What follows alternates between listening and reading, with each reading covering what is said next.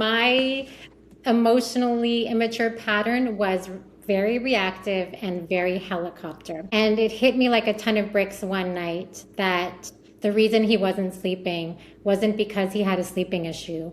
It was because he was reacting to my panic, to my anxiety, to my frustration, to my desperation at bedtime for him to sleep. Well, I want to thank you, Reem, truly for your honesty. It is such a brave, courageous thing to acknowledge the role that we're playing, right, when we're not getting the outcomes that we want. And you're saying something really wise, right?